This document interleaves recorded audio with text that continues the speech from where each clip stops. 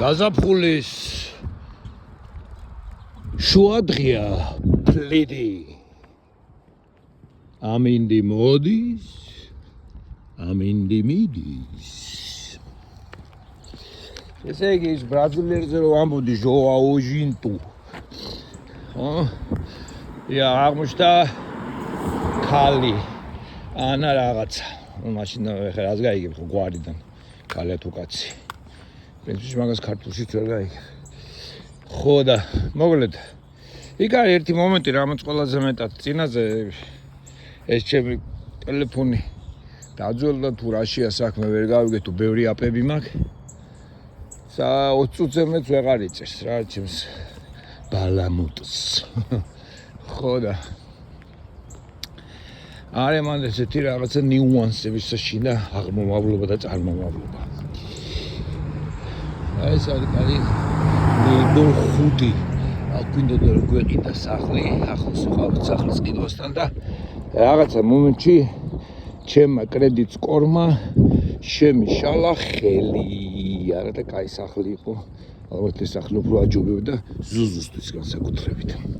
მოგეთ იქ რაშია ეხა საქმე ამ ჟუაო პინტოსთან ჯორჯინიო ესე იგი ჩემი დაკავშირებით ეს პირველი რიცხვი ის განვითარება არის ერთგვარი ინკორპორიალი რომელიც დოიკოსებთან არის ფაქტობრივად ბევრი იტრიალეს და მაინც მივიდნენ იმ დასკვნამდე რომ კი სტოიციზმს შემოაქვთ იმის გამო რომ რადიკალური მატერიალისტები არიან ესე იგი ყველაფერი მატერია მათთვის პრინციპში ქრისტიანობისთვისაც ეს რჩება მე დამასკელთან მაგალითად დამასკელი ამბობს რომ ეს უსხეულო ძალი ღმერთთან შედარებით არიან უბრალოდ ადამიანთან შედარებით არიან უსხეულოები თორე ის ერთგვარი მაინც მატერია არის აი ეს არის ის რასაც სტოილები ამბობენ ოღონდ იმ განსხვავებით რომ ეს ღმერთი მათთვის ასევე ეს ყოფიერება რასაც ხედავთ ეს მატერიალური ყოფიერება არის კიდეც ღვთაებრიობა და მასში მცხოვრები ღმერთები ეს არის როგორც ანგელოზები და ღმერთები ესენი არიან ერთჯერადი ამ ღმერთის ამ ზოგადი ღვთაებრიობის გამოვლინებანი მაგრამ ცხადია ეს ღმერთი პიროვნული არ არის ხა და ღმერთებს რო ეძახის იქ რაღაცებს ეს ჯერ უნდა ვიცოდეთ რომ სტოილები არიან ისინი რომელმაც ყველაზე მეტად მოახდინეს განჯადოება ბერძნული მითოლოგიისა. ესე იგი ესენი არიან პირველნი ვინც მითოლოგიების სიმბოლურად ან ალეგორიულად ახსნა დაიწყეს. თუმცა ეს ფილოსოფიური თვალსაზრისით, თუმცა ეს უკვე გააკეთებული აქვთ ტრაგიკოსებს, აი ლევან ბერძენიშვილს რო უყვარს. ძალიან უკვე ტრაგიკოსებთან ჩდება ღმერთების და ღმერთებზე ღადაობა რა ეს მასეც პრინციპში ჰომეროსიდანაც ამის მიზეზი შეიძლება კიდე სხვა რაღაცა იყოს მაგრამ ამის მიზეზი შეიძლება ის იყოს უბრალოდ რომ მე-10 საუკუნე ძველი წელთაღრიცხვის მე-10 საუკუნიდან მე-8 საუკუნემდე უწოდებენ ბნელ საუკუნეებს როდესაც ჩრდილოეთიდან მომავალმა ტომებმა ჩაომავალ ტომებმა ეტრუსკები იქნებიან ეს თუ რა ვიცი ვინ არიან ჩამოვალ ტომებმა განსდევნეს საბერძნეთიდან ეს კრეტული თუ მინეური თუ მინოტავრული კენური მინეური კულტურა შემოსრეს დაიპყრეს და მოხდა დაბნელება და როდესაც უკვე მე-8 საუკუნეში ამასთან ერთად ამ ჰომეროსთან ერთად იწყება ესე იგი მათ ხო დაივიწყეს უკვე რომ ისინი მოსულები არიან მათ დაივიწყეს უკვე რომ ენა აითვისეს ადგილობრივ რადგან ის ენა უფრო განვითარებული იყო უბრალოდ მოვიდა რაღაცა ტომი დაიპყრეს მთავრობაში მოვიდნენ და კულტურა დასცეს მაგრამ სადაც 2 საუკუნეში ესე იგი ჩავთვალოთ 8 თაობაში ან 4 თაობაში როგორც გენებოთ უფრო კი არის დაახლოებით 6 ან 7 თაობა შეიძლება ვიგულისხმოთ აი ეს თაობები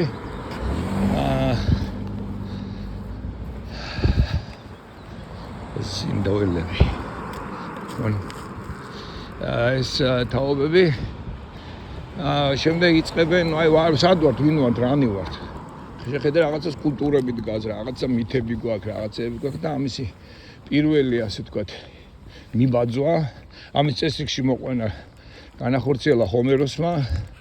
და ესე იგი ამისი ახსნა. და ასევე ბერძნული ხელოვნება იწყებს მიბაძვას იმ ხელოვნებისა, რომელიც უკვე დაკარგული აქვს ოსტატობა, დაკარგული აქვს შინაარსი, ეზოთერული რამსწავლება და იწყებენ მიბაძვას. და აქედან ვითარდება, რომ ყოველი შემდეგი თაობა და ყოველი არტისტი თავისებურად ბაძავს. ესე იგი კი არ მეორდება ის, რაც ეგვიპტეში მეორდება, ჩინეთში ერთს და იმავეს რომ ხატავენ ათასწლეულები, არამედ ეს არის მიბაძვა იმ პირველის. და აქედან მოსრულდება, რომ სწორედ პლატონისთვის ხელოვნება ეს არის მიმბაძველობა. ბაძვა, მაგრამ მე აღმოჩნდება, რომ არისტოტელესთვის რომ ბაძვა ეს არის უმთავრესი თვისება ადამიანის, რომ მან უნდა მიბაძოს და აქედან ის ყველა ადამიანის მსახიობობა იქნება ეს თუ ტრაგედია იქნება თუ სცენა იქნება თუ რაც იქნება ადამიანში ჩადებული რომ არის აი ეს თვისება მიმბაძველობის, რომელიც დღეს სარკისებრი ნეირონებზე არის ლაპარაკი, სარკის უჯრედებია თუ ნეირონები, რომლებიც ესე იგი სხვის ჟესტიკულაცია, სხვის მანერებს, სხვის ხმის ტემბრს და 1000 რაღაცას იმეორებს ავტომატურად და ჩვენც აი ეს თვისება გვაქვს, რომ სხვისი გავიმეორეთ, მივბაძოთ ჩვენ და უნებურად ასე ვსწავლობთ, ჩვენ ვიყოთ კომუნალური არსებები. ასე შევიძენ ჩვენ რა სწავლებას, თუ როგორ გადავრჩეთ სამყაროში და როგორც ინდივიდის და გვარის და სახეობას და შემდეგ როგორ ჩამოვაყალიბოთ ცივილიზაციას შემდეგ და გადავწეთ ჩვენში არსებული ცოდნა. აქედან გამომდინარე ეს ცხოველებშიც არის, მაგალითად კატებს და ძაღლს ერთად როზდიან ლეკობს ან ერთ კატას თუ აიყო ლეკობით, ან თუნდაც მაუგლი ემგვანება ქცევაში თავის ინსტინქტებთან ერთად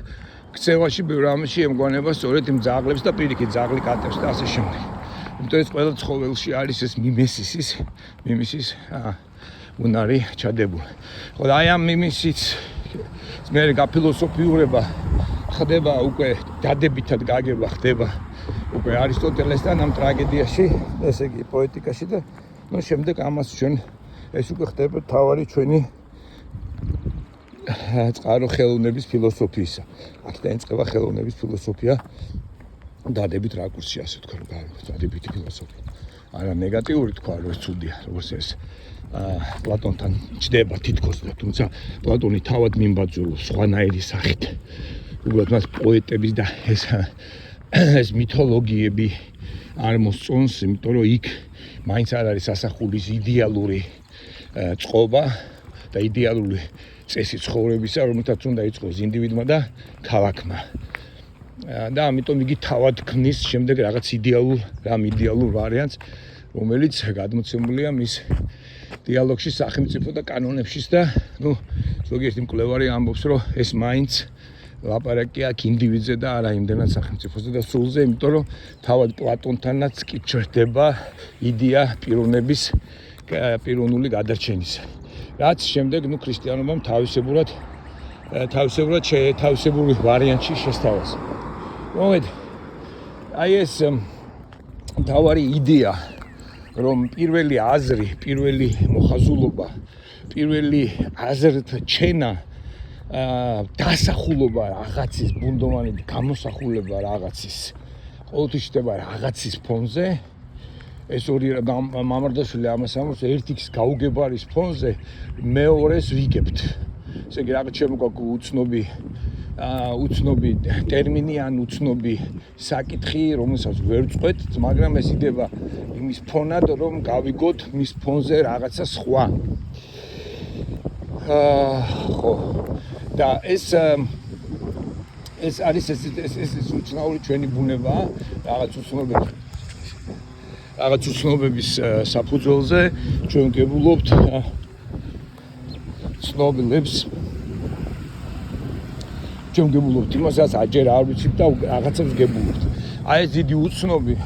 საბოლოო ჯამში ეს არის ღმერთი. აი ეს დიდი უცნობი საბოლოო ჯამში არის სტოელებისთვის ის სიცარიელე, რომელიც არის სამყაროს გარშემო. То სამყარო მაინც ბერძნებისთვის რაღაც ერთგვარ სფერულობად აღიქვება, რომელსაც აქვს საზღვარი, მაგრამ თვითონ საზღვარი აი ამ კორპორალურ, ესე იგი მატერიალურ რეალობაში თვითონ საზღვარი არის ინკორპორალური, ესე იგი არამატერიალური, არანივთიერი, რომელსაც უწოდებს დელეზი უწოდებს გაგებას. ესე იგი შინას სენს ხო და აი ეს არის ის რაც შემოიტანაო, ესე იგი ინკორპორიალის ინკორპორიალი არ არის, არც არსებობს, არც არ არსებობს. ინკორპორიალი არის ერთგვარი მდგომარეობა რეალობის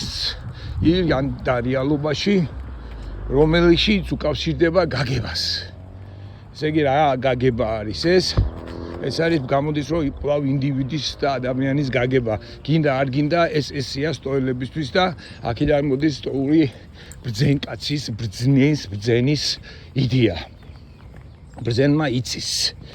მაგალითად ბრძენმა იცის და ეს არის სწორედ უვნებობის რაღაც ვითომ სტოური გაგება, სადაც ეს უვნებობა არის გაგებული როგორც უვნებობა ეს გაგებულია როგორც არამოქმედება, დათმობა. აპათია რა ესეთი რომ მაგრამ სინამდვილეში მთლად ესე არ არის ეს ძალიან მნიშვნელოვანი რაღაცა ეს არის ისეთი აი მაგალითად როგორც მაგალითია როგორც თომა მიუთითებს იესოს ჭრილობაზე ეს არ არის პასიური ესე იგი იესო ეუბნება მოდი ხელი მომადე და ის ხელს ადებს და ეს არ არის პასიურობა თომას ხრიდან ეს არის თომა იკვლევს თომას ხრიდან ეს პასიურ აქტიურობა და თომა იგებს რაღაცას ესე იგი იესომ ავტომატურად მაინც არ გადადო არ გადასდო მას ცოდნა და გაგება ცოდნა შეიძლება გადადო როგორც მატერიალურ როგორც ჭრილობა მაგრამ მაშინ ცოდნა ვერ დაბადა ცოდნა შეიძლება ის რაღაც პოტენციურად აღზრა მასში მაგრამ ის ცოდნა თლიანად მაინც თომას დამსახურება ეს მისი აქტიურობა ეს არის დაახლოებით სახე იმ სტოური ბრძენის და აი ეს ინტუიცია რომ მქონდა მე ამიტომ გადავერთე არისტოტელეს ყველაზე დაწყობილ ფილოსოფიაზე ფაქის ფილოსოფიაზე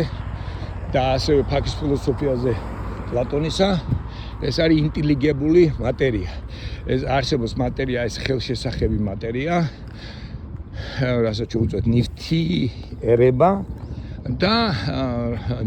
ნივთიერება რომლისგანაც ხდებიან ცალკეული ნივთები მაგრამ მატერია და საიდანაც იბადებიან გარკვეული ობიექტები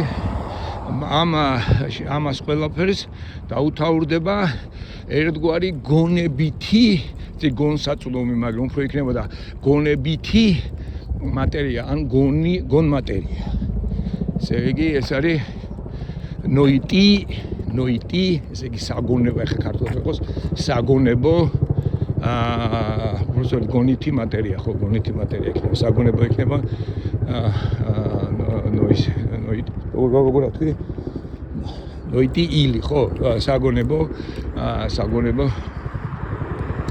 ილი იქნება რაღაც ედიშერეს არა გვაქვს საგონებო გონითი ეს თქოს ერთი და იგივეა მაგრამ იქ ტერმინში ნოიტოს ნოიტიკოს ნოიტიკი ნოიტი ხო აი ესეთი რაღაცა ხო და ეს არის ნოიტი ესე იგი გონითი მატერია ესე იგი ეს ის არის მატერია რომელსგანაც ადამიანში იქნებიან აზრები მაგრამ საქმე იმაში გახლავთ რომ ეს აზრები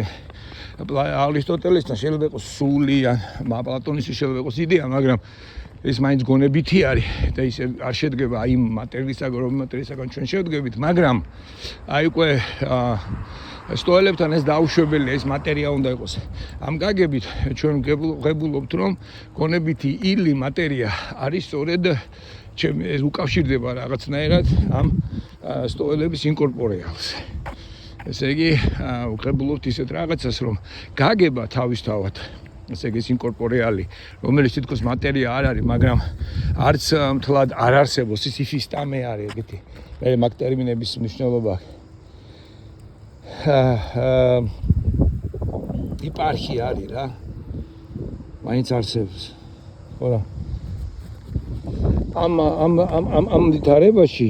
ამ გაგებასა და ვითარებაში ჩვენ ვღებულობთ ერთგვარ რეალობას, სადაც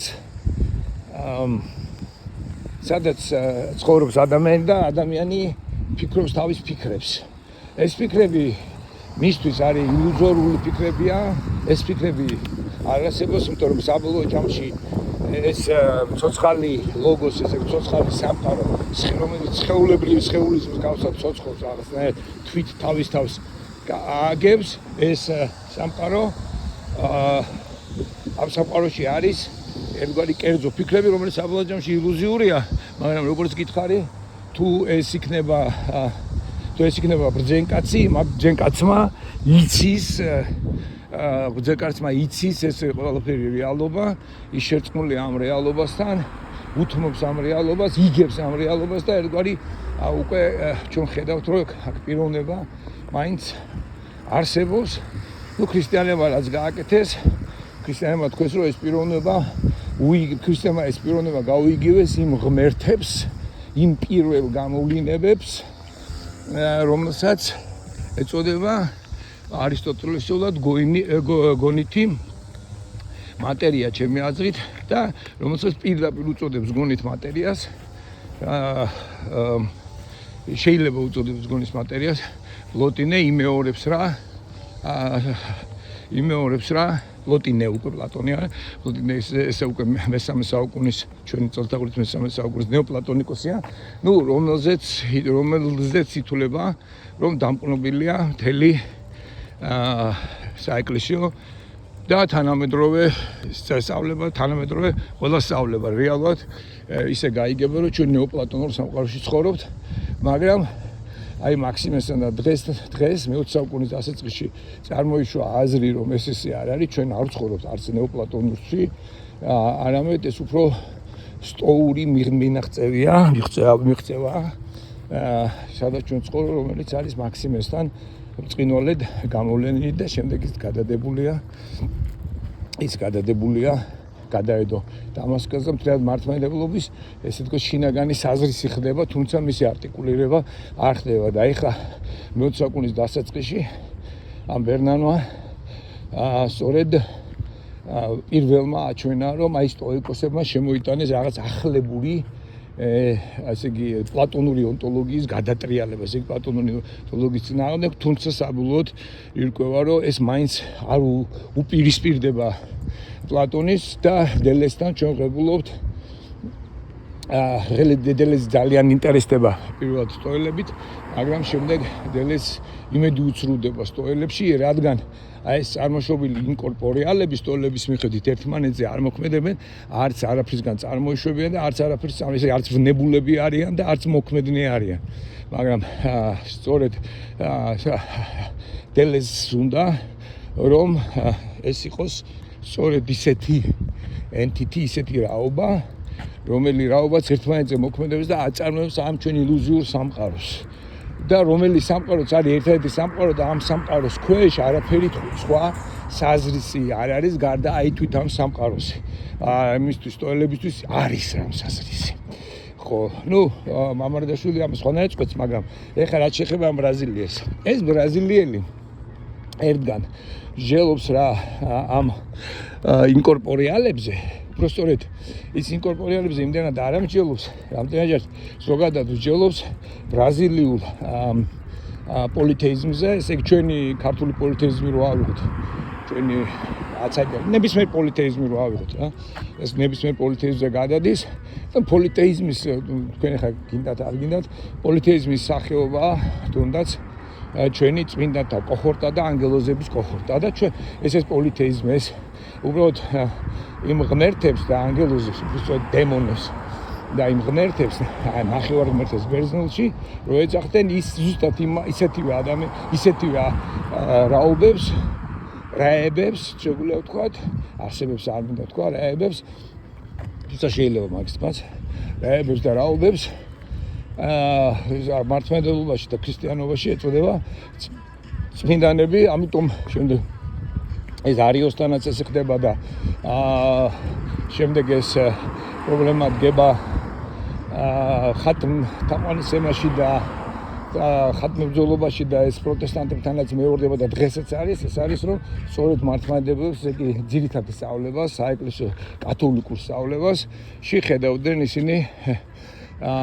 მინიმუმ პოლითეიზმის გადმონაშთს ხედავდნენ და არა მის შემოქმედებით ათვისებას, ან თუ ზოგიერთ შემთხვევაში პირდაპირ პოლითეიზმად ნათლავდნენ. ხეთ ჩვენ ვიცით რომ პოლითეიზმადაც იყო ზოგჯერ გაგებული წმინდა სამება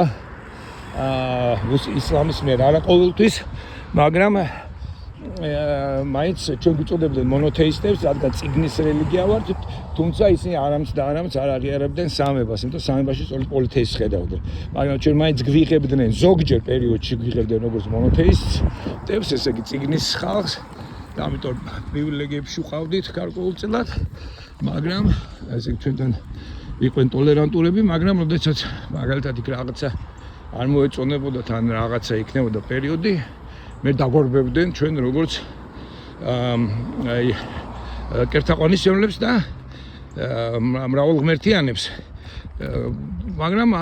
თითქმის არ უდევნიათ იუდევლები, იმიტომ იუდევლებში წმინდანები არ არსებობენ და ეს გაყოფაც, ძირითადი გაყოფაც სუნიტებსა და შიიტებს შორის რაც არის, სწორედ ამ ნიშნით არის, რომ შიიტებთან მაინც არსებობს წმინდანების ერთგვარი სახე,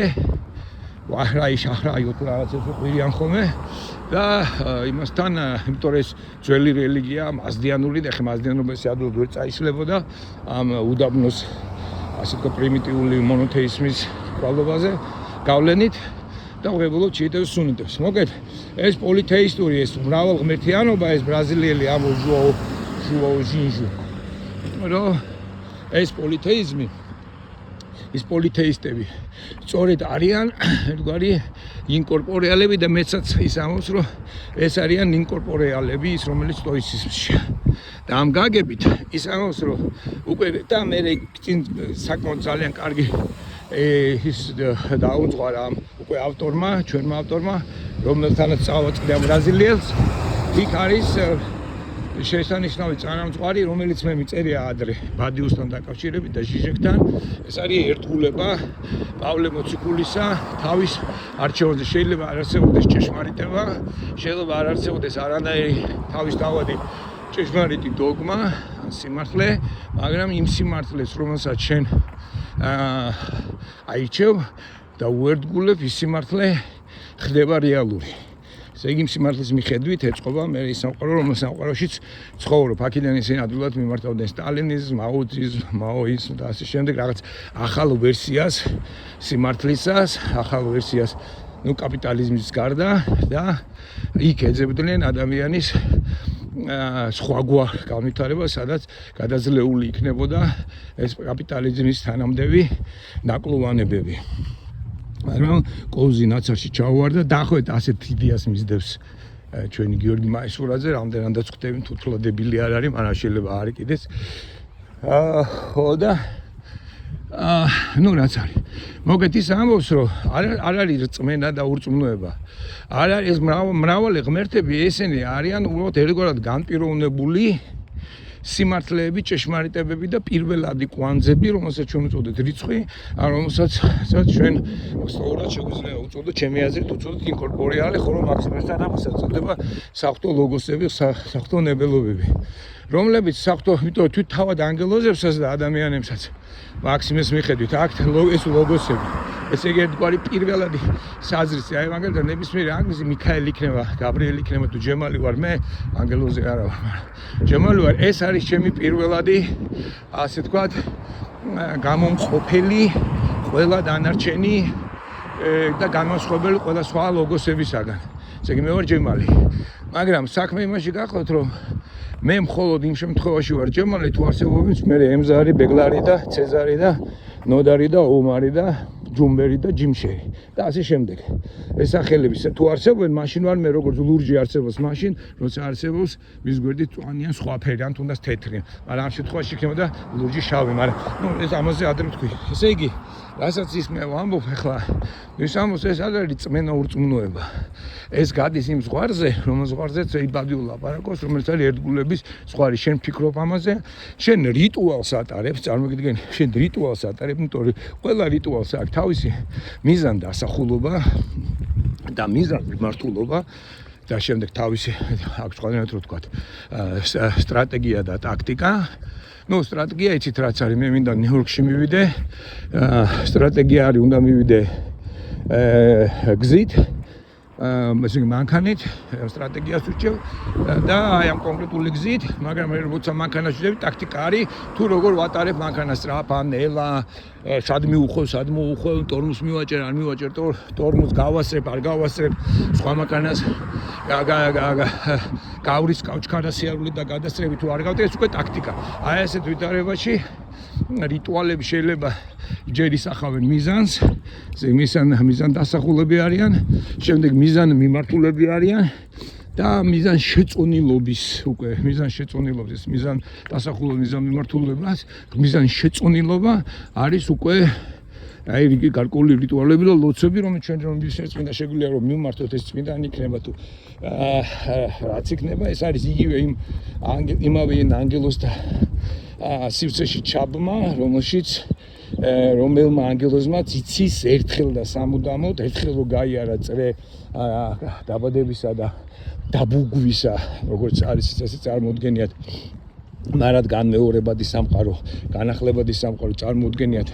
სტოელებს, რომ სამყარო ერთია და უცვლელია, მაგრამ უცებ ეს ილუზიური სამყარო რაღაცნაირად გადაიბუგება, ნულოვანი გახდება და დარჩება მხოლოდ ერთი საზრისი ლოგოსის, რომელიც საზრისში შემდეგ აი ეს გამოიკვანძებიან პირველი უნიკალური საზრისები, რომელსაც დაერქვათ მისი გაგებით ეს ღმერთები და შემდეგ ეს ღმერთების კვალობაზე დაიბადებიან კიდევ იქ აღარ არის აღწერილი მათი შეცნობის კვალობაზე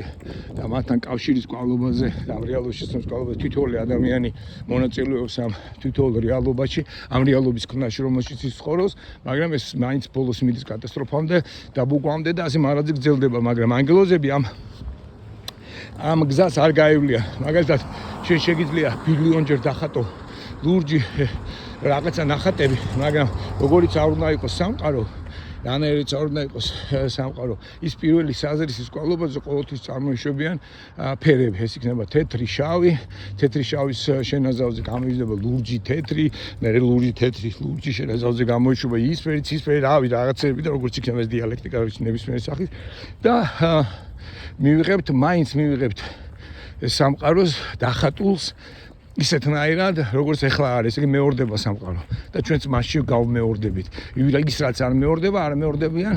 ფერები. ფერები ყოველთვის ერთი და იგივე არიან, ესე იგი ფერები პირველი წარმოშობა რაც იქნება, შემდეგ ის შეიძლება იყოს ლურჯი თეთრი რაღაცა და მის კვალობაზე უკვე ჩვენ წარმოვართ როგორც პროცესი, მაგრამ